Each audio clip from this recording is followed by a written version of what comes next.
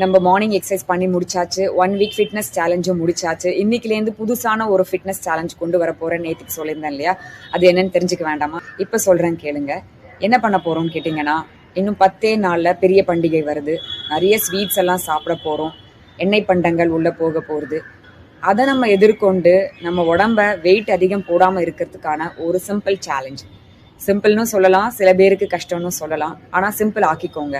என்ன சேலஞ்சுன்னு கேட்டிங்கன்னா, no sugar streak challenge. அது என்ன நோ சுகர் ஸ்ட்ரீக்? வெறும் வெள்ளை சக்கரைன்னு நினச்சிக்காதீங்க. நான் சக்கரைன்னு சொல்கிறது வெறும் வெள்ளை சக்கரையை மட்டும் சொல்லலை.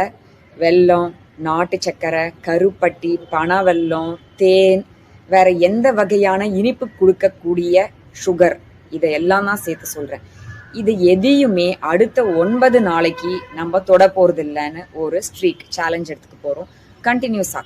ஓகே, ஏன்னா 10வது நாள் தீபாவளி, அன்னைக்கு ஸ்வீட்ஸ் சாப்பிடாம இருக்க முடியாது.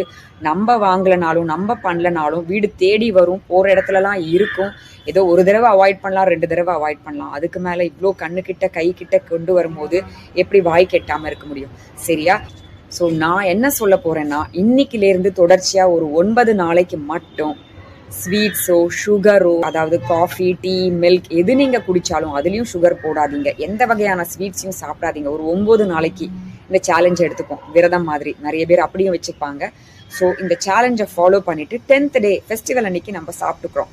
ஸோ அது அன்னைக்கு பார்த்துக்கலாம், எவ்வளோ சாப்பிடணுன்றதை நான் அன்னைக்கு சொல்கிறேன்.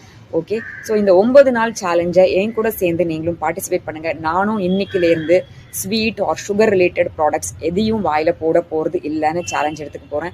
இந்த ஸ்ட்ரீக், அதாவது நோ சுகர் ஸ்ட்ரீக்கை 9 நாள் சக்ஸஸ்ஃபுல்லாக முடிக்க போகிறோம்.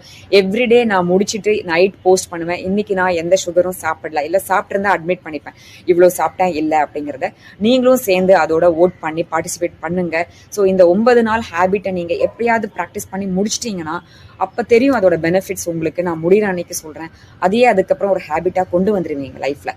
ஸோ ஒரு மாதத்தில் ஒரு பாதி மாதம் நீங்கள் ஸ்வீட் சாப்பிடாம இருந்தாலே அதில் அவ்வளோ பெனிஃபிட்ஸ் இருக்குது.